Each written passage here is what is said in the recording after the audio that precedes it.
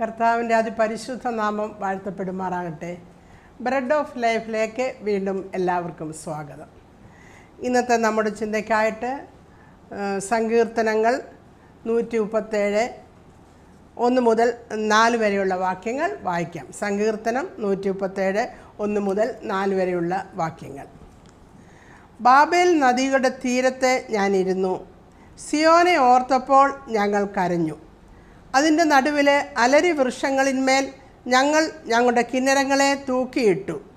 ഞങ്ങളെ ബദ്ധരാക്കി കൊണ്ടുപോയവർ സിയോൻ ഗീതങ്ങളിൽ ഒന്ന് ചൊല്ലുവീൻ എന്ന് പറഞ്ഞ ഗീതങ്ങളെയും ഞങ്ങളെ പീഡിപ്പിച്ചവർ സന്തോഷത്തെയും ഞങ്ങളോട് ചോദിച്ചു. ഞങ്ങൾ യഹോവയുടെ ഗീതം അന്യദേശത്തെ പാടുന്നത് എങ്ങനെ? ഈ സങ്കീർത്തനം എഴുതിയിരിക്കുന്ന ആരാണെന്ന് അറിയത്തില്ല. എന്നാൽ യഹൂദന്മാരുടെ ഇസ്രായേൽ മക്കളുടെ ബാബേലിലുള്ള പ്രവാസകാലത്ത് എഴുതിയൊരു സങ്കീർത്തനമാണ്. പ്രവാസികളായി അവിടെ എത്തിയ ആരോ ഒരാൾ എഴുതിയ സങ്കീർത്തനമാണ്. അപ്പോൾ തന്നെ ഇത് ഒരു ഇമോഷണൽ സാമാണ്. വളരെയധികം വികാരങ്ങൾ പ്രകടിപ്പിക്കുന്ന ഒരു സങ്കീർത്തനമാണ്. അതായത് ആ പ്രവാസികളുടെ അവരുടെ ദുഃഖം, അവരുടെ രോഷം, അവരുടെ പ്രതീക്ഷകളെ, അവരുടെ പ്രതികാര ചിന്തകളെ ഇതെല്ലാം പ്രകടിപ്പിക്കുന്ന ഒരു സങ്കീർത്തനമാണെന്ന് ഇത് ആദ്യം തൊട്ട് അവസാനം വരെ വായിച്ചാൽ നമുക്ക് മനസ്സിലാക്കുവാൻ കഴിയും. അപ്പോൾ ഈ സങ്കീർത്തനം എഴുതുന്നത് ഇസ്രായേൽ മക്കൾ പാപം ചെയ്തത് മൂലം ദൈവത്തെ അനുസരിക്കായ കൊണ്ട് ദൈവത്തിൻ്റെ കൽപ്പനകൾ അവർ അനുസരിക്കാതെ വിഗ്രഹങ്ങളെ സ്നേഹിച്ച് അശേര പ്രതിഷ്ഠകളെയും ബാലിനെയൊക്കെ സേവിച്ച് ദൈവം എത്രമാത്രം പ്രവാചകന്മാരിൽ കൂടി സംസാരിച്ചിട്ടും അത് അനുസരിക്കാതെ അവർ ജീവിച്ചപ്പോൾ യിരെമ്യാ പ്രവാചകനിൽ കൂടി യഹോവയായ ദൈവം 40 വർഷക്കാലം സംസാരിച്ചു. നിങ്ങൾ മാനസാന്തരപ്പെടുവീൻ എന്ന് 40 വർഷക്കാലം യിരെമ്യാ പ്രവാചകൻ പ്രവചിച്ചു. എന്നിട്ടൊന്നും ഇവരനുസരിക്കാതെ ഇരുന്നപ്പോഴും ഇവരെ പ്രവാസികളായിട്ട് ബാബേലിലേക്ക് പിടിച്ചു കൊണ്ടുപോയി. നെബൂഖദ്നേസർ രാജാവ് ഭരിക്കുന്ന കാലത്തെ ആ സമയത്ത് അവർ അങ്ങനെ പ്രവാസികളായിരിക്കുമ്പോൾ ഇവിടെ എഴുതിയിരിക്കുന്നത് ബാബേൽ നദിയുടെ തീരത്ത് ഞങ്ങൾ ഇരുന്നു.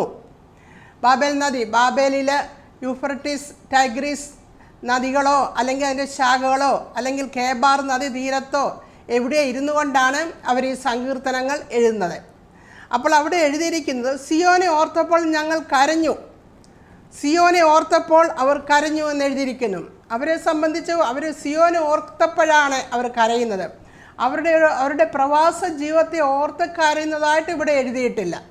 അവിടെ നെബൂഖദ്നേസർ രാജാവ് അവർക്ക് വലിയ ഫ്രീഡമൊക്കെ അവിടെ കൊടുത്തിരുന്നു. അവരുടെ ഭവനങ്ങൾ പണിയുവാനും ബിസിനസ്സിൽ ഇൻവോൾവ് ആവാനും ഒക്കെ അവർക്ക് ഫ്രീഡം അവിടെ കൊടുത്തിരുന്നു. അപ്പോൾ തന്നെ അവർക്ക് യഹൂദന്മാർക്ക് അവരുടേതായ എൽഡേഴ്സ് അവിടെ ഉണ്ടായിരുന്നു.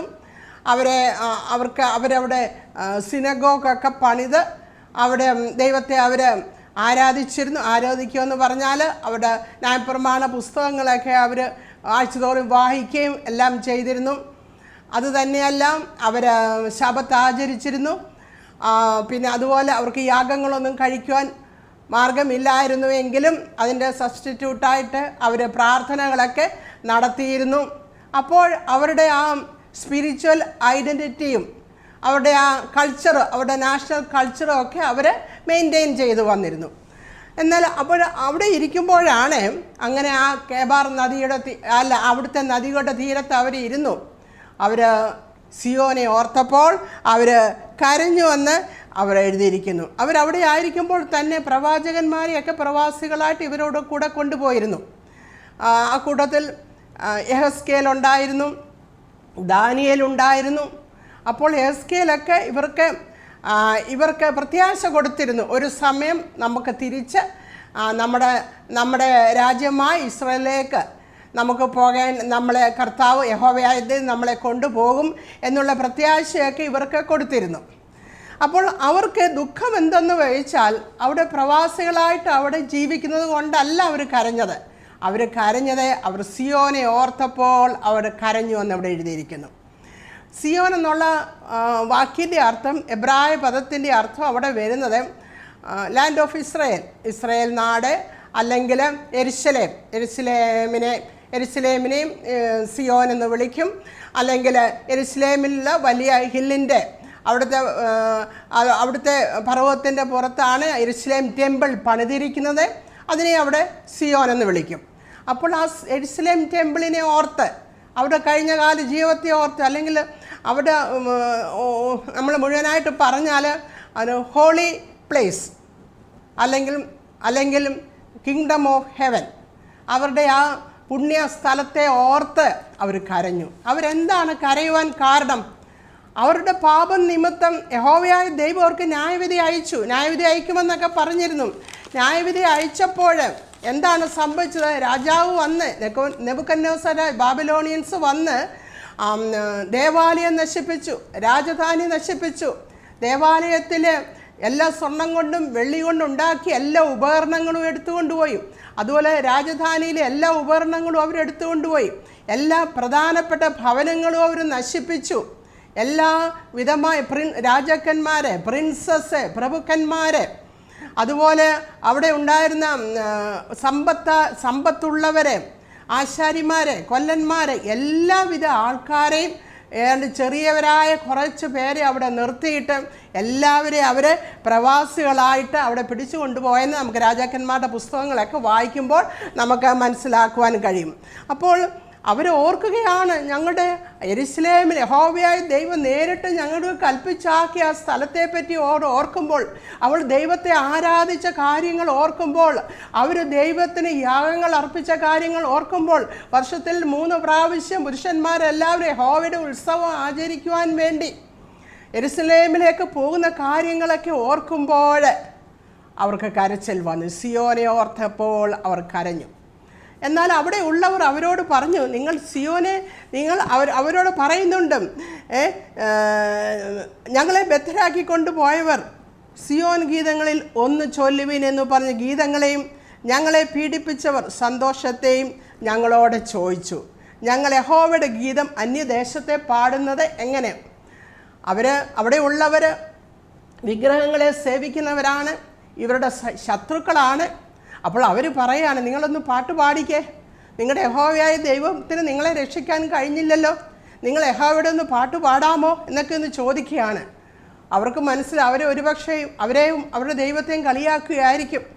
അവർ പറയുന്നത്, ഞങ്ങൾ അന്യദേശത്തെ യഹോവയുടെ ഗീതം പാടുന്നത് എങ്ങനെയെന്ന്. അവിടെ ബാബിലോണിലൊക്കെ നദിയുടെ തീരങ്ങളിലൊക്കെ അലരി വൃക്ഷങ്ങളൊക്കെ ഒത്തിരി ഉണ്ട്. അവിടെയാണ് അവരുടെ പാട്ട് പാടുന്നതിൻ്റെ അവരുടെ ആ കിന്നരങ്ങളെയൊക്കെ അവർ തൂക്കിയിട്ട് കൊണ്ടിരിക്കുന്നത്. അപ്പോൾ അവരിവിടെ പറയും, നിങ്ങളൊന്ന് പാട്ട് പാടിക്കേ. അവർ പാടുന്നില്ല. ഞങ്ങൾ അന്യദേശത്തെ, ഞങ്ങളുടെ ശത്രുദേശത്തെ ഞങ്ങളെ ബദ്ധരാക്കി കൊണ്ടുവന്നവരുടെ മുമ്പിൽ ഞങ്ങൾ പാട്ട് പാടുന്നത് എങ്ങനെയെന്ന് അവർ ചോദിക്കുകയാണ്. അപ്പോൾ സിയോനെ ഓർത്തപ്പോൾ അവർ കരഞ്ഞു. കഴിഞ്ഞ കാലത്തിൽ അവരുടെ സന്തോഷകരമായ ജീവിതത്തെ ഓർത്തപ്പോൾ, അവർ ദൈവത്തോടുള്ള സ്നേഹം, ദൈവത്തെ ആരാധിക്കുന്ന കാര്യങ്ങളൊക്കെ അവർ ഓർത്തപ്പോൾ, അവരുടെ സന്തോഷത്തെ, അവർക്ക് നഷ്ടപ്പെട്ട സന്തോഷത്തെ അവർ ഓർത്തപ്പോൾ, സിയോന് നേരിട്ട നാശത്തെയൊക്കെ ഓർത്തപ്പോൾ, അതോർത്ത് അവർ ദുഃഖിക്കുന്നതായിട്ടാണ് അവിടെ എഴുതിയിരിക്കുന്നത്. ഞങ്ങൾ കരഞ്ഞു എന്നവിടെ എഴുതിയിരിക്കുന്നു. അപ്പോൾ ഞാൻ ഇന്ന് ഇവിടെ ചിന്തിക്കുവാൻ ആഗ്രഹിക്കുന്ന കാര്യം പറയുന്നത്, നാം എന്ത് ഓർത്തിട്ടാണ് നാം കരയേണ്ടത്? അവരുടെ കഴിഞ്ഞ കാലത്തെ അവരുടെ അവസ്ഥ ഓർത്ത്, ഇപ്പോൾ അവരുടെ സിയോനിലെ അവസ്ഥ ഓർത്തിട്ട്, സിയോൻ്റെ നാശം ഓർത്തിട്ട്, സിയോൻ അതമ്പതിച്ച് പോയ കാര്യം ഓർത്തിട്ട് അവർ കരയുകയാണ്. അപ്പോൾ നാം ഇതിനുള്ള ബന്ധത്തിൽ നമുക്ക് ചിന്തിക്കാം, നാം എന്തിനെ ഓർത്താണ് ഈ നാളുകളിൽ കരയേണ്ടത് എന്ന് നമുക്കൊന്ന് ചിന്തിക്കാം. നാം ആയിരിക്കുന്ന സഭ രക്ഷിക്കപ്പെട്ടവരുടെ കൂട്ടമാണല്ലോ സഭ. അവർ സിയോനെ ഓർത്ത് കരഞ്ഞു, അതിൻ്റെ അവസ്ഥയെ ഓർത്ത് കരഞ്ഞു. എന്നാൽ നാം എന്തിനു വേണ്ടി നാം കരയുന്നവരാണോ? കരയാൻ തക്കതായിട്ട് അവസ്ഥകളാണോ രക്ഷിക്കപ്പെട്ടവരുടെ കൂട്ടമായ നമ്മുടെ കർത്താവിൻ്റെ ശരീരമായ സഭയ്ക്ക് ഉണ്ടായിക്കൊണ്ടിരിക്കുന്നത്? നമ്മുടെ സഭയുടെ ഇന്നത്തെ പോക്ക് എങ്ങോട്ടാണ്? നമ്മുടെ സഭയുടെ ഇന്നത്തെ അവസ്ഥ എന്താണ്? നമുക്കെല്ലാവർക്കും ഇതൊക്കെ അറിയാവുന്ന കാര്യമാണ്. നമ്മുടെ ഫോക്കസ് എങ്ങോട്ടാണ്? നമ്മുടെ ഫോക്കസ് കർത്താവിങ്കിലേക്കാണോ? നമ്മളെ വിലയ്ക്ക് വാങ്ങി നമ്മളെ ദൈവമക്കളാക്കിയ, നമ്മളെ ദൈവരാജ്യത്തിന് അവകാശികളാക്കിയ കർത്താവിൽ നിന്ന് നമ്മുടെ ഫോക്കസ് മാറുന്നുണ്ടോ? കർത്താവിൽ നിന്ന് നമ്മൾ ഫോക്കസ് മാറി നമ്മുടെ ഫോക്കസ് ലോകത്തിലേക്ക്, ലോകസ്നേഹത്തിലേക്കും ആയി പോകുന്നുണ്ടോ? ഇന്ന് സഭയുടെ ഫോക്കസ് എങ്ങോട്ടാണ്? കർത്താവിങ്കിലേക്കാണോ അതോ ലോകത്തിങ്കിലേക്ക്? നാം ഉൾപ്പെട്ട് നിൽക്കുന്ന, നമ്മൾ ഉൾപ്പെട്ട് നിൽക്കുന്ന സഭയുടെ, കർത്താവിൻ്റെ ശരീരമായ സഭയുടെ കാര്യമാണ്. നമ്മുടെ ഫോക്കസ് എങ്ങോട്ടാണ്? നമ്മുടെ സ്നേഹം ആരിലാണ്? എങ്ങോട്ട്? ലോകത്തിലേക്ക്. നമ്മൾ ലോകത്തിൻ്റെ മോഹങ്ങളിലേക്ക്, അത് പ്രകാരം ആ ലോകസ്നേഹവും ലോകവുമെല്ലാം നമ്മുടെ സഭയിൽ കയറിയിട്ടില്ലേ? ദൈവവചനം പറയുന്നത്, അന്ത്യകാലത്തെ പറ്റി പറയുന്ന മനുഷ്യ സ്വസ്നേഹികൾ ആണ്. സ്വന്തത്തെ സ്നേഹിക്കുന്നവരെ, സ്വയം സ്നേഹിക്കുന്നവരാണ്. നമ്മുടെ കാര്യങ്ങൾ മാത്രം നടക്കുവാൻ വേണ്ടി ജീവിക്കുന്നവരാണ്, സ്വസ്നേഹികളാണ്. ദൈവപ്രിയമില്ലാതെ ഭോഗപ്രിയരാണ്. ദൈവത്തോടുള്ള സ്നേഹമില്ല, സ്വയത്തെ സ്നേഹിക്കുന്നവരാണ്.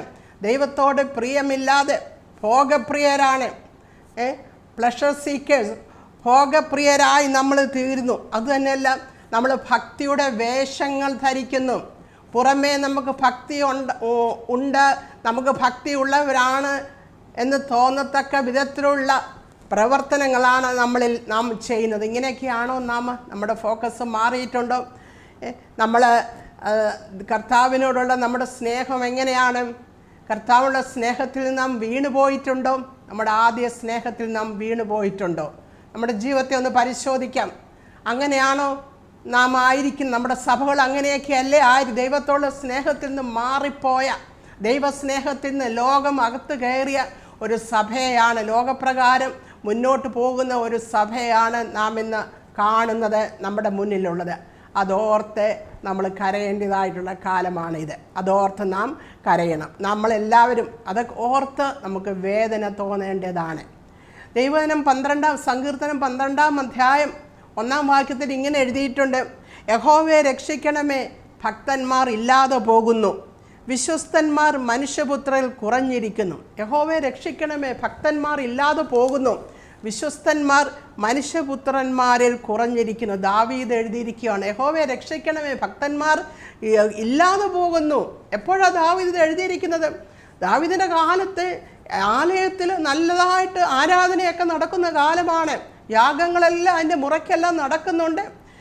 എല്ലാ കാര്യങ്ങളും ദാവീദിൻ്റെ കാലത്ത് ചിട്ടയായി ആലയങ്ങളിൽ നടക്കുന്നുണ്ട്, യാഗങ്ങൾ നടക്കുന്നുണ്ട്. ആ സമയത്താണ് ദാവീദ് എഴുതുന്നു, യഹോവയെ ഭക്തന്മാർ കുറഞ്ഞു പോകുന്നു, മനുഷ്യപുത്രരിൽ വിശ്വസ്തന്മാരെ കാണാനില്ല, മനുഷ്യപുത്രന്മാരിൽ വിശ്വസ്തരെ കാണാനില്ല എന്ന് എഴുതിയിരിക്കുന്നു. അപ്പോൾ ഭക്തന്മാർ കുറഞ്ഞു പോകുന്നു. ആരാധനയൊക്കെ ഉണ്ട്, യാഗങ്ങളൊക്കെ ഉണ്ട്, യഹോവയെ വർഷിപ്പ് ചെയ്യുന്നതിൻ്റെ എല്ലാ അടയാളങ്ങളും ഉണ്ട്. പക്ഷെ ഭക്തന്മാരെ ഇവിടെ ഇന്നും അത് തന്നെയല്ലേ, എല്ലാ കാര്യങ്ങളും മുറ പോലെ നടക്കുന്നുണ്ട്. പക്ഷെ ഭക്തന്മാരുണ്ടോ? എന്താണ് ഭക്തി എന്ന് പറയുന്നത്? ഭക്തി എന്ന് പറയുന്നത് ആരാണ് ഭക്തൻ? ദൈവഭയമുള്ളവർ. എന്താണ് ദൈവഭയം? Fear of God. എന്താണ് ദൈവഭയം? ദൈവത്തെ ബഹുമാനിക്കുന്നതും ദൈവത്തെ സ്നേഹിക്കുന്നതും ദൈവത്തിൻ്റെ വഴികളിൽ നടക്കുന്നതുമാണ് ദൈവഭയം. അങ്ങനെ നടക്കുന്ന ഒരു വ്യക്തികളെയാണ് ഭക്തർ എന്ന് പറയുന്നത്. അപ്പോൾ ദൈവത്തെ ബഹുമാനിക്കുന്ന സ്വഭാവമുണ്ടോ ഇന്ന്? ദൈവത്തിൻ്റെ വഴികളിലാണോ നാം ഇന്ന് നടക്കുന്നത്? ദൈവത്തിൻ്റെ കൽപ്പനകളെ നമുക്ക് അനുസരിക്കുവാൻ തയ്യാറുണ്ടോ? നമ്മുടെ സഭകളിലെല്ലാം പതിവ് പോലെ എല്ലാ കാര്യങ്ങളും മുറ പോലൊക്കെ നടക്കുന്നുണ്ട്. എന്നാൽ ദൈവത്തെ ബഹുമാനിക്കുന്നവരായി തീരുന്നുണ്ടോ? ദൈവത്തിൻ്റെ വചനം നാം അനുസരിക്കുവാൻ എത്രമാത്രം നാം തത്രപ്പെടുന്നു? നമ്മൾ അതിന് ആഗ്രഹിക്കുന്നവരാണോ? നമ്മൾ ദൈവത്തിൻ്റെ വചനം അനുസരിക്കാതിരിക്കുകയും ദൈവത്തിൻ്റെ വഴികളിൽ നാം നടക്കാതിരിക്കുകയും ദൈവത്തെ നാം ബഹുമാനിക്കാതിരിക്കുകയൊക്കെ ചെയ്യുമ്പോൾ ഭക്തരുടെ നമ്മൾ എന്തെല്ലാം പുറമെ വേഷം ധരിച്ചാലും കർത്താവിൻ്റെ കണ്ണുകളിൽ നാം ഭക്തന്മാരുടെ കൂട്ടത്തിലല്ല എന്ന് നമ്മൾ ഓർക്കണം.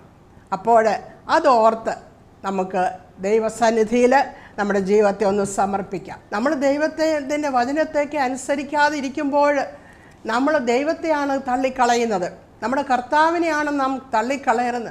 പരിശുദ്ധാത്മാവിനെയാണ് നാം തള്ളിക്കളയുന്നത്. നമ്മളോട് സംസാരിക്കുന്ന ആത്മാവിനാൽ നമ്മളോട് സംസാരിക്കുന്ന ആ പരിശുദ്ധാത്മാവിൻ്റെ പ്രവർത്തനത്തെയാണ് നാം തള്ളിക്കളയുന്നത്. യഹോവയായ ദൈവം പ്രവാചകന്മാരെ കൂടി സംസാരിച്ചപ്പോൾ അവർ പ്രവാചകന്മാരെ അതനുസരിക്കാതെ പ്രവാചകന്മാരെ അവർ കൊന്നു. അതിനുശേഷം യേശുക്രിസ്തു ലോകത്തിൽ വന്നപ്പോൾ കർത്താവിനെ യഹൂദന്മാർ തള്ളിക്കളഞ്ഞു.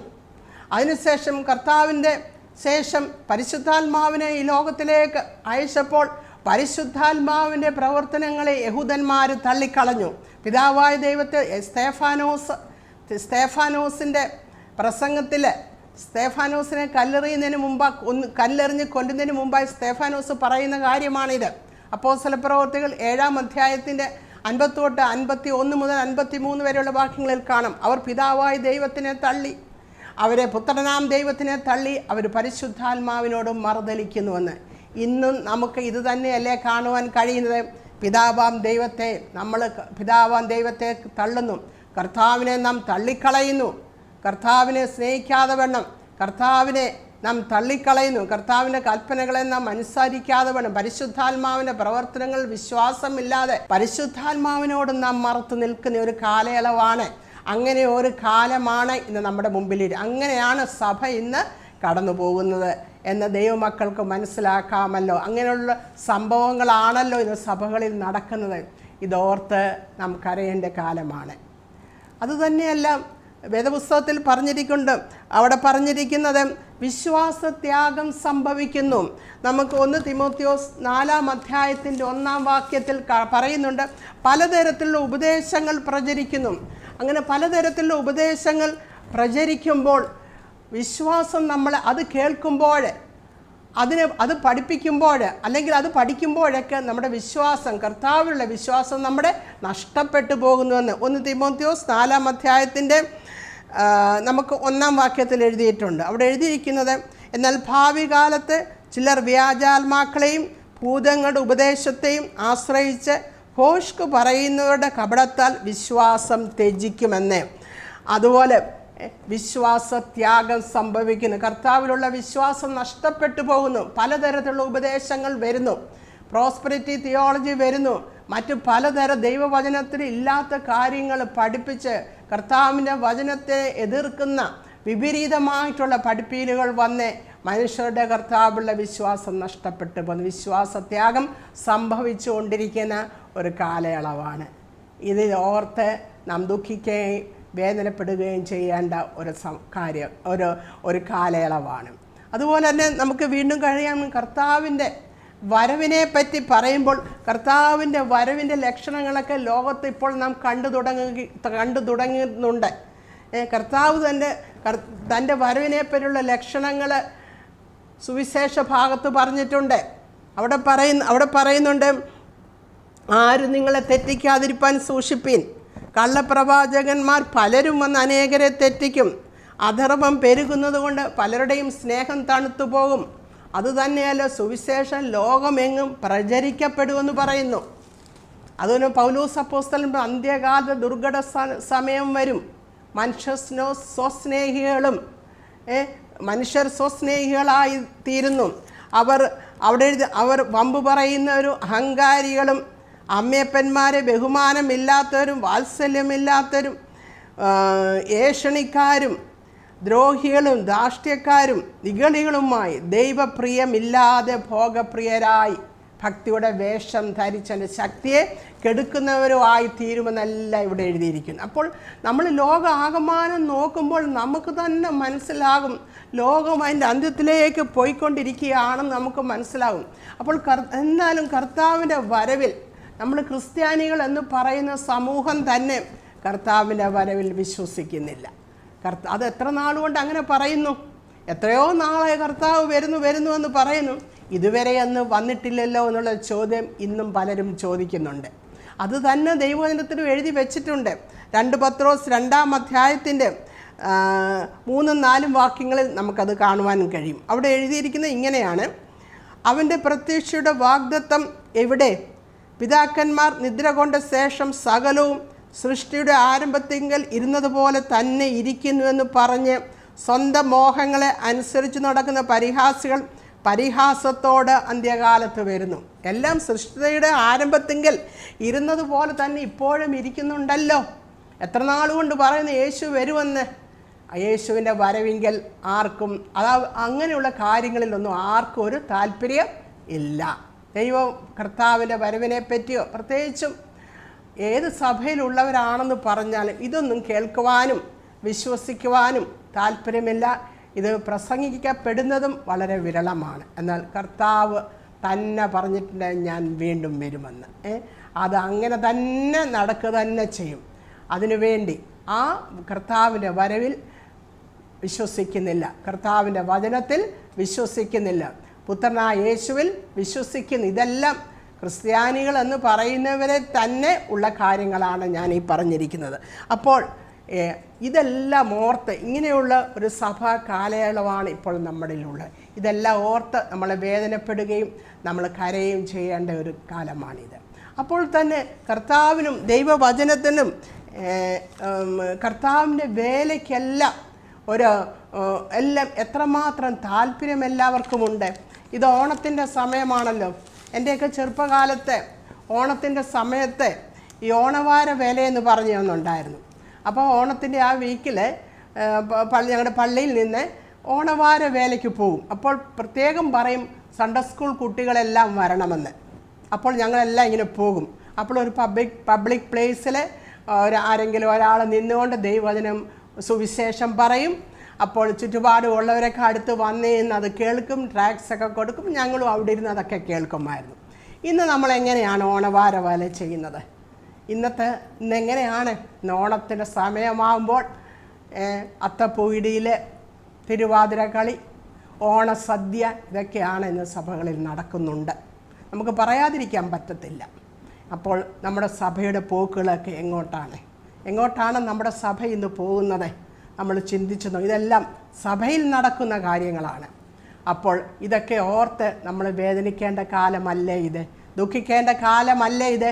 കരയേണ്ട കാലമല്ലേ ഇത്? മലാഖി പുസ്തകത്തിൽ എഴുതിയിട്ടുണ്ട്. മലാഖി 1-ാം അധ്യായം 6-ാം വാക്യത്തിൽ ഇങ്ങനെ എഴുതിയിട്ടുണ്ട്, ഞാൻ അപ്പനെങ്കിൽ എന്നോടുള്ള ബഹുമാനം എവിടെ? ഞാൻ നിങ്ങളുടെ യജമാനനെങ്കിൽ എന്നോടുള്ള ഭക്തി എവിടെ? ഞാൻ അപ്പനാണോ? ഞാൻ നിങ്ങളുടെ അപ്പനാണെങ്കിൽ എന്നോടുള്ള ബഹുമാനം എന്തിയേ? നമ്മൾ പിതാവേ ദൈവമേ, പിതാവാം ദൈവമേ എന്നോർത്ത് ഒക്കെ നമ്മൾ പ്രാർത്ഥിക്കുമല്ലോ, എൻ്റെ പിതാവേ. എന്നാൽ നമ്മൾ ഇങ്ങനെയുള്ള പ്രവർത്തനങ്ങളാണ് ചെയ്യുന്നതെങ്കിൽ ദൈവത്തോടുള്ള ബഹുമാനം എവിടെ?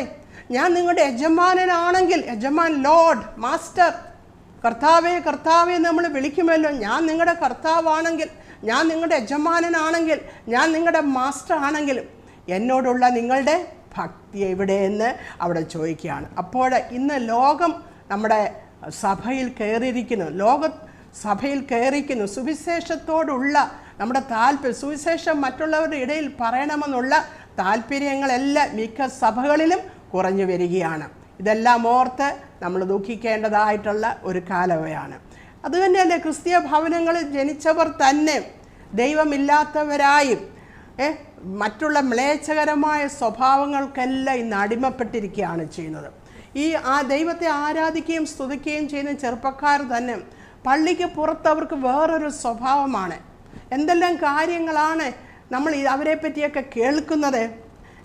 എന്നാൽ നമ്മൾ ഓർക്കണം, ഇതെല്ലാം ഓർത്ത് നമ്മുടെ ചെറുപ്പക്കാരായ കുഞ്ഞുങ്ങളെ ഓർത്തൊക്കെ നമ്മൾ കരയേണ്ട കാലയളവാണിത്. അവരെ ദൈവമില്ലാത്തവരെ, ക്രിസ്തീയ ഭവനങ്ങളിൽ ജനിച്ചവരുടെ കാര്യമാണ്. ദൈവമില്ലാത്തവരായി എന്നാൽ എല്ലാവരും പള്ളിയിലേക്ക് അറ്റൻഡ് ചെയ്യുന്നുണ്ട്. എന്നാൽ അവർ ദൈവമായിട്ടുള്ള ബന്ധം ആർക്കുമില്ല. അങ്ങനെ ഒരു കാലയളവാണ് ഇന്ന് നമ്മൾ അഭിമുഖീകരിക്കുന്നത്. അതുതന്നെയല്ല, നമ്മുടെ വിടുതലിന് വേണ്ടി ധാരാളം പേര് ദൈവവചനത്തിന് പുറകെ ക്രൂസൈഡുകൾക്കൊക്കെ പുറകിലൊക്കെ പോകുന്നുണ്ട്. അനുഗ്രഹങ്ങൾ വേണം, വിടുതലുകൾ വേണം. എന്നാൽ അനുഗ്രഹങ്ങളും വിടുതലുകളൊക്കെ പ്രാപിക്കുമ്പോൾ പിന്നെ ദൈവത്തെ അങ്ങ് മറന്നു കളയും. അല്ലെങ്കിൽ വിടുതൽ ലഭിച്ചില്ല എങ്കിലും ദൈവത്തെ അങ്ങ് തള്ളിക്കളയും. എന്നാൽ ദൈവവചനം പറയുന്നത് മത്തായിയുടെ സുവിശേഷം 10-ാം അധ്യായത്തിൽ 28-ാം വാക്യത്തിൽ ഇങ്ങനെ പറയുന്നുണ്ട്, ദേഹിയെ കൊല്ലുവാൻ കഴിയാതെ ദേഹത്തെ കൊല്ലുന്നവരെ ഭയപ്പെടേണ്ട, ദേഹിയെയും ദേഹത്തെയും നരകത്തിൽ നശിപ്പിപ്പാൻ കഴിയുന്നവനെ തന്നെ നിങ്ങൾ ഭയപ്പെടുവീൻ. നമ്മുടെ ദേഹിയെ കൊല്ലാതെ ദേഹത്തെ മാത്രം കൊല്ലുന്നവരെ ഭയപ്പെടേണ്ട. എന്നാൽ ദേഹത്തെയും ദേഹിയെയും കൊല്ലുവാൻ കഴിയുന്ന നമ്മുടെ ദൈവത്തിന് മാത്രമേ പറ്റുകയുള്ളൂ. ആ ദൈവത്തെ ഭയപ്പെടുവീനെന്നാണ് പറഞ്ഞിരിക്കുന്നത്. അപ്പോൾ ആ ദൈവത്തെ നമുക്ക് അനുഗ്രഹങ്ങൾ ലഭിച്ചാലും കർത്താവെ അനുഗ്രഹങ്ങളൊന്നും ലഭിച്ചില്ല എങ്കിലും ദൈവമേ നിന്നെ തള്ളിപ്പറയുവാൻ എന്നെ ഇടയാക്കരുതേ എന്ന് നമുക്ക് പ്രാർത്ഥിക്കാം. പിന്നെ നമുക്ക് നോക്കുമ്പോൾ സഭാ കാലയളവിൻ്റെ അവസാന സഭ വരുന്ന ലവോദിക്യ സഭ റെവലേഷൻ 3-ാം അധ്യായത്തിൽ ഉണ്ടല്ലോ. ആ ലവോദിക്യ സഭയെപ്പറ്റി സഭാ കാലയളവിൻ്റെ അവസാന സമയം സഭയൊക്കെ അങ്ങനെ ആയിരിക്കുമെന്നാണ് പറയുന്നത്. ആ സഭ വളരെ സമ്പന്നമായ സ്ഥലത്ത് നിലനിൽക്കുന്ന ഒരു സഭയാണ് ലവോദിക്യ സഭ. ലവോദിക്യ എന്നുള്ള സ്ഥലത്ത് വളരെ സമ്പന്നതയുള്ള സ്ഥലം. അതുകൊണ്ട് സഭയിലും ആ സമ്പന്നത കയറിയിട്ടുണ്ട്. അവർക്ക് ഒന്നിനും കുറവില്ല. ധാരാളം കാര്യങ്ങൾ അവർ ചെയ്യുന്നുണ്ട്. ധാരാളം കളക്ഷൻ അവർക്ക് കിട്ടുന്നുണ്ട്. അവർക്കൊന്നിനും കുറവില്ല. എല്ലാം അവിടെ ഉണ്ട്.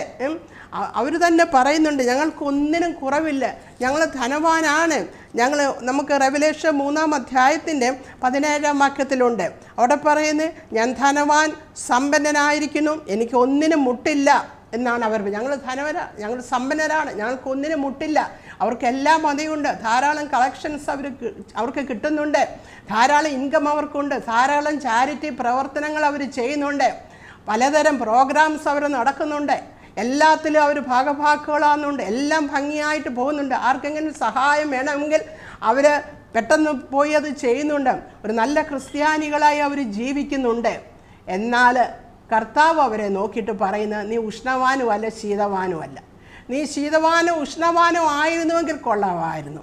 നീ ശീതവാനും ഉഷ്ണവാനോ അല്ലാതെ നീ ശീതോഷ്ണവാനാകയാൽ ഞാൻ നിന്നെ എൻ്റെ വായിൽ നിന്ന് ഉമിണ്ണ് കളയുമെന്ന് അവർ പറയുന്നു. ഞങ്ങൾ സമ്പന്നരാണ്. എന്നാൽ കർത്താവ് അവരെ നോക്കി പറയും. 3:17 നമുക്ക് വീണ്ടും കാണാൻ കഴിയും. 3-ാം അധ്യായത്തിന് കർത്താവ് അവിടെ പറയുന്നുണ്ട്, നീ നിർഭാഗ്യവാനും അരിഷ്ടനും ദരിദ്രനും കുരുടനും നഗ്നനും എന്ന അറിയാതിരിക്കാൻ. അവൻ പറയുന്നു, ആ സഭ പറയുന്നു ഞങ്ങൾ സമ്പന്നരാണെന്ന്. ഇന്ന് പല സഭകളൊന്നും പറയുന്നുണ്ടല്ലോ, ഞങ്ങൾക്കൊന്നിനും കുറവില്ല, ധാരാളം സമ്പത്ത് ഞങ്ങൾക്കുണ്ട്. എന്നാൽ കർത്താവ് നോക്കി പറയുന്നു, കർത്താവിൻ്റെ കണ്ണുകളുടെ മുമ്പിൽ ദരിദ്രരും കുരുടരും നഗ്നരുമാണ്. ദരിദ്രരും കുരുടരും നഗ്നരും നിർഭാഗ്യവാനുമാണ്. അവർക്കെല്ലാം ഉണ്ടെങ്കിലും ആത്മീയ പോഷണം അവർക്ക് ലഭിക്കുന്നില്ല. കർത്താവുമായിട്ടൊരു ബന്ധമില്ല. അവർക്ക് ആത്മീയ പോഷണം, ആത്മീയമായി അവർ നഗ്നരാണ്. അവർ നഗ്നതയോട് പാപത്തെയാണ് നഗ്നത കാണിക്കുന്നത്. അവരിൽ തന്നെ സംതൃപ്തി അടഞ്ഞിരിക്കുകയാണ്. കോംപ്ലസൻസി, അവരുടെ പ്രൈഡ്, അവരുടെ അഹങ്കാരവും ആ സംതൃപ്തിയൊക്കെ ഉള്ളപ്പം നമ്മുടെ ആത്മീയമായ നഗ്നതയെ നമുക്ക് മനസ്സിലാക്കത്തില്ല. അവരിൽ തന്നെ തൃപ്തരായിരിക്കുകയാണ്. അതുപോലെയാണ് ഇന്ന് പല സഭകളും. തങ്ങൾ ചെയ്യുന്നതെല്ലാം ശരിയാണ്, അതുകൊണ്ട് തൃപ്തി അടഞ്ഞിരിക്കുന്ന ഒരു സഭയാണ് നമ്മൾ മുന്നോട്ട് നിൽക്കുന്നത്. ആ സഭയിൽ കർത്താവിൻ്റെ സാന്നിധ്യം കാണുകയില്ല പ്രിയപ്പെട്ടത്. എത്ര സമ്പന്നതയുള്ള സ്ഥലമാണെങ്കിലും ആ സഭയിൽ അഹങ്കാരവും സംതൃപ്തിയോടെ ഇരിക്കുന്ന സഭയാണെങ്കിൽ, ആ സഭയിൽ ദൈവത്തിൻ്റെ പ്രവർത്തനമില്ല എങ്കിൽ, ദൈവസ്നേഹമില്ല എങ്കിലും, ആത്മീയമായി വളരുന്നില്ല എങ്കിൽ, വചനം അവിടെ ശരിയായ വിധത്തിൽ ഘോഷിക്കപ്പെടുന്നില്ല എങ്കിൽ, കർത്താവ് നോക്കിയിട്ട് പറഞ്ഞു, നിനക്കെല്ലാം ഉണ്ടെങ്കിലും നീ നഗ്നനും കുരുടനും ദരിദ്രനും ആണെന്നേ കർത്താവ് നോക്കി പറയും. അപ്പോൾ അങ്ങനെയുള്ളൊരു കൂട്ടമാണ് നമ്മുടെ സഭയെങ്കിൽ, അങ്ങനെയുള്ളൊരു കൂട്ടമാണ് നമ്മൾ ഇന്ന് അതിനെ ഓർത്ത് നമുക്ക് വേദനപ്പെടാം, നമുക്ക് കരയാം. കർത്താവിൻ്റെ ആ ഗ്രേറ്റ് കമ്മീഷൻ നമ്മൾ ചെയ്യുന്നവരാണോ? ദൈവത്തിൻ്റെ ആ കർത്താവ് തന്ന അവസാനം പറഞ്ഞ കാര്യങ്ങൾ നമ്മൾ പാലിക്കുന്നുണ്ടോ? സുവിശേഷമെങ്ങും ലോകമെങ്ങും പ്രചരിക്കുവാൻ. അത് നല്ല പ്രാർത്ഥിക്കുന്നവരാണോ സഭയിൽ നിന്ന്? സഭയുടെ പ്രാർത്ഥനയുണ്ട്, ബാക്കി എല്ലാ കാര്യങ്ങളും ഉണ്ട്. എന്നാൽ പ്രാർത്ഥനയിൽ എങ്ങനെയാണ് സഭ ഇന്ന്? അപ്പോൾ ഇതിനെല്ലാം കുറവുകൾ നമ്മൾ ഉൾപ്പെട്ട് നിൽക്കുന്ന എല്ലാ സഭയ്ക്കുമുണ്ട്. അപ്പോൾ ഇതെല്ലാം ഓർത്ത് നമുക്ക് പ്രാർത്ഥിക്കാം, നമുക്ക് വേദനപ്പെടാം, നമുക്ക് കരയാം. ദൈവത്തെ സിയോനെ ഓർത്ത് ഇസ്രായേൽ മക്കൾ കരഞ്ഞതുപോലെ നമുക്കും ദൈവം മുമ്പാകെ നമുക്കും കരയാം. അങ്ങനെ കരഞ്ഞ് 1-2 പേരെ ഈ വചനത്തിൽ ഞാൻ പരിചയപ്പെടുത്തുവാൻ ആഗ്രഹിക്കുന്നു. നെഹമ്യാവ് പെർഷ്യൻ രാജധാനിയിലെ രാജാവിൻ്റെ കപ്പ് ബെയറായിരുന്നു. അപ്പോൾ തൻ്റെ യെരുശലേമിനെ കുറിച്ച് അദ്ദേഹം ചോദിച്ചു. യെരുശലേമൊക്കെ നശിച്ചു, യെരുശലേമിലുള്ളവരെയൊക്കെ പ്രവാസികളായിട്ട് പിടിച്ചുകൊണ്ട് പോയി. അവരുടെ കാര്യങ്ങളൊക്കെ നെഹമ്യാവ് ഒന്ന് അന്വേഷിച്ചു. നെഹമ്യാവിൻ്റെ പുസ്തകം 1-ാം അധ്യായത്തിൽ നമുക്കത് കാണുവാൻ, 1-ാം അധ്യായത്തിൻ്റെ 3-4 വാക്യത്തിൽ അത് കാണുവാൻ കഴിയും. നെഹമ്യാവ് യെരുശലേമിനെ പറ്റി അന്വേഷിച്ചു. അവിടെ കുറച്ച് യഹൂദന്മാർ ബാക്കിയുണ്ട്, അവരുടെ കാര്യം എങ്ങനെയാണ് എന്നൊക്കെ അന്വേഷിച്ചപ്പോൾ അന്വേഷിക്കാനുള്ളൊരു മനസ്സുണ്ടായി. തൻ്റെ രാജ്യമായ യെരുശലേമിലല്ല, അയാൾ ജനിച്ചത് പേർഷ്യയിലാണ്. എന്നാലും യെരുശലേം പറ്റി അന്വേഷിച്ചപ്പോൾ കിട്ടിയ റിപ്പോർട്ട് ഇങ്ങനെയാണ്: യഹൂദ പ്രവാസത്തിൽ നിന്ന് തെറ്റി ഒഴിഞ്ഞു പോയ യഹൂദന്മാരെക്കുറിച്ചും യെരുശലേമിനെക്കുറിച്ചും ചോദിച്ചു. അതിന് അവർ എന്നോട്, പ്രവാസത്തിൽ നിന്ന് തെറ്റി ഒഴിഞ്ഞു പോയ ശേഷിപ്പ് അവിടെ ആ സംസ്ഥാനത്തെ മഹാകഷ്ടത്തിലും അപമാനത്തിലും ഇരിക്കുന്നു. യെരുശലേമിൻ്റെ മതിൽ ഇടിഞ്ഞും അതിൻ്റെ വാതിലുകൾ തീ വെച്ച് ചുട്ടും കിടക്കുന്നു എന്ന് പറഞ്ഞു. ഈ വർത്തമാനം കേട്ടപ്പോൾ ഞാൻ ഇരുന്ന് കരഞ്ഞു. കുറേ നാൾ ദുഃഖിച്ചും ഉപവസിച്ചും കൊണ്ട് സ്വർഗത്തിലെ ദൈവത്തോട് ഞാൻ പ്രാർത്ഥിച്ചു. അപ്പോൾ തൻ്റെ യെരുശലേമിനെ പറ്റി, സിയോനെ പറ്റി ചോദിച്ചപ്പോൾ ഈ സിയോൻ മുഴുവനും കഷ്ടത്തിലാണ്. ആ ജനങ്ങളെല്ലാം കഷ്ടത്തിലും അപമാനത്തിലുമാണ്. അത് മുഴുവനും ചുട്ടെരിഞ്ഞു, അതിൻ്റെ മതിലുകളെല്ലാം പൊളിഞ്ഞു, അതിൻ്റെ വാതിലുകളെല്ലാം ഇടിഞ്ഞു കിടക്കുന്നുള്ള വർത്തമാനം കേട്ടപ്പോൾ ഹല്ലേലൂയ, നെഹമ്യാവിരുന്ന് കരഞ്ഞു. നെഹമ്യാവ് ദുഃഖിച്ചു.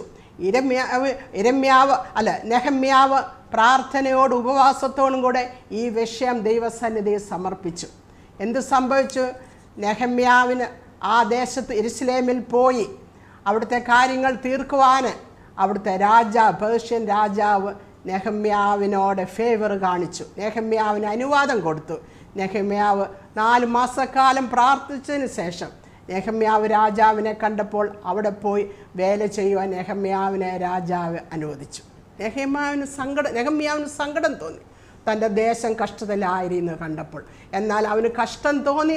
ഈ കാര്യം ദൈവസന്നിധിയിൽ ഉപവസിച്ച് പ്രാർത്ഥിച്ചപ്പോൾ നെഹമ്യാവിനെ അയച്ച് യെരുശലേമിൻ്റെ മതിൽ പണിയുന്ന ഒരു കാഴ്ചയാണ് നെഹമ്യാവിൻ്റെ പുസ്തകത്തിൽ നാം കാണാൻ കഴിയുന്നത്. അതുപോലെ എസ്തറിൻ്റെ പുസ്തകത്തിൽ നമ്മൾ നോക്കുമ്പോൾ യഹൂദന്മാരെ കൊല്ലുവാൻ അവിടുത്തെ രാജാവ് കൽപ്പനയിട്ടപ്പോൾ എസ്തർ രാജ്ഞി എന്ത് ചെയ്തു?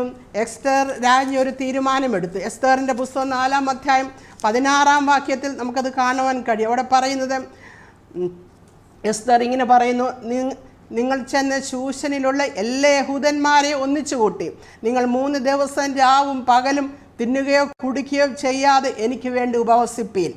ഞാനും എൻ്റെ ബാല്യക്കാരത്തികളും അങ്ങനെ തന്നെ ഉപവസിക്കും. പിന്നെ ഞാൻ നിയമപ്രകാരം അല്ലെങ്കിലും രാജാവിൻ്റെ അടുക്കൽ ചെല്ലും. ഞാൻ നശിക്കുന്നുവെങ്കിൽ നശിക്കട്ടെ, അങ്ങനെ ഞാൻ നശിക്കുന്നുവെങ്കിൽ നശിക്കട്ടെ. തന്നെ യഹൂദന്മാരെ കൊന്നൊടുക്കുവാൻ പോകുന്നു എന്നുള്ള വർത്തമാനം കേട്ടപ്പോൾ എസ്തർ രാജ്ഞി ഒരു തീരുമാനമെടുത്തു. നിയമപ്രകാരം രാജാവിൻ്റെ സന്നിധി ചെല്ലാൻ പറ്റത്തില്ല.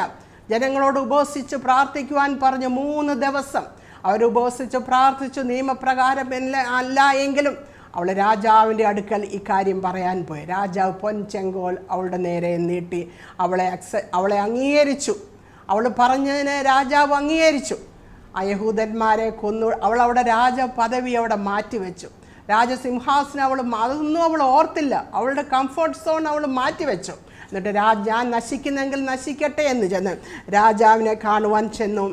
രാജാവ് അവളുടെ അപേക്ഷ പ്രകാരം യഹൂദന്മാരെ കൊന്നൊടുക്കുന്നതിൽ നിന്ന് രാജാവെ പിന്മാറി. പ്രിയപ്പെട്ടവരെ, നമ്മുടെ സഭകൾ ഏതു തരത്തിലാണ്? നാം കരയുന്നവരാണോ? നാം കരയാൻ തുടങ്ങിയാൽ തീർച്ചയായിട്ടും ദൈവം അതിനൊരു പോംവഴി കണ്ടെത്തും. അപ്പോൾ നമ്മുടെ ഈ ദൈവിക സത്യങ്ങൾക്ക് വിലയില്ലാത്ത ഈ കാലയളവിൽ നമുക്ക് എന്ത് ചെയ്യുവാൻ കഴിയും? നമുക്ക് പ്രാർത്ഥിക്കുവാൻ, ഉപവാസത്തോടുകൂടി കരഞ്ഞ് കർത്താവിനോട് പ്രാർത്ഥിക്കുവാൻ കഴിയും. കർത്താവെ, ഞങ്ങളുടെ സഭയുടെ അവസ്ഥയെ മനസ്സിലായി, ഇന്ന കാര്യങ്ങളാണ് കർത്താവെ ഞാൻ ഉൾപ്പെട്ട് നിൽക്കുന്ന സഭയിലുള്ളത്. ദൈവമേ, അതിനെ മാറ്റി ദൈവഇഷ്ടപ്രകാരം ഞങ്ങൾ മുന്നോട്ട് പോകാൻ ഞങ്ങളെ അവിടുന്ന് സഹായിക്കണമേ. നമ്മുടെ സഭകളിലെല്ലാം ഒരു ഉണർവുണ്ടാവാൻ, ചെയ്യുന്ന പാപത്തെക്കുറിച്ചൊരു ബോധമുണ്ടാകുവാൻ, ശരിയായ രീതിയിൽ നമ്മുടെ അധ്യക്ഷന്മാർ സഭയെ മുന്നോട്ട് കൊണ്ടുപോകാൻ, ദൈവത്തിൻ്റെ സത്യവചനം അനുസരിച്ച് സഭ മുന്നോട്ട് പോകുവാനെല്ലാം നമുക്ക് പ്രാർത്ഥിക്കാം. അങ്ങനെ സിയോനെ ഓർത്ത് ഇസ്രായേൽ മക്കൾ കരഞ്ഞതുപോലെ നമുക്കും നമ്മുടെ സഭയുടെ അവസ്ഥയെ ഓർത്ത് നമുക്ക് കരഞ്ഞ് ദൈവസന്നിധി നമ്മൾ സമർപ്പിക്കുമ്പോൾ ദൈവത്തെ അറിയാത്തൊരു ദൈവത്തെ അറിയും. വിഗ്രഹങ്ങളെ സേവിക്കുന്നവർ അതിൽ നിന്നും മാറി സത്യദൈവത്തെ സേവിക്കുവാൻ തുടങ്ങും. അനേക കർത്താവിനെ അറിഞ്ഞ് ദൈവമക്കളായി ദൈവരാജ്യത്തിന് നിത്യമായ നാശത്തിൽ നിന്നും മാറി ദൈവരാജ്യത്തിൻ്റെ അവകാശികളായിത്തീരും. പ്രിയപ്പെട്ടവരെ, ഇവിടെ എഴുതിയിരിക്കുന്നു, ഇസ്രായേൽ മക്കൾ ബാബേൽ പ്രവാസത്തിലായിരിക്കും. അവരുടെ പ്രവാസം ഓർത്തല്ല അവർ കരഞ്ഞത്. അവരോർത്ത് സിയോനെ ഓർത്തപ്പോൾ, സിയോൻ്റെ അവസ്ഥ ഓർത്ത് അവർ കരഞ്ഞതുപോലെ നമ്മൾ ഉൾപ്പെട്ട് നിൽക്കുന്ന നമ്മുടെ കർത്താവിൻ്റെ ശരീരമായ സഭയെ ഓർത്ത് പ്രിയപ്പെട്ടവരെ നമുക്കും കരയാം. ദൈവമേ, ശരിയായ രീതിയിൽ ഞങ്ങളുടെ സഭകളെ നയിക്കണം. കർത്താവിനെ അറിയേണ്ടതുപോലെ അറിയണം.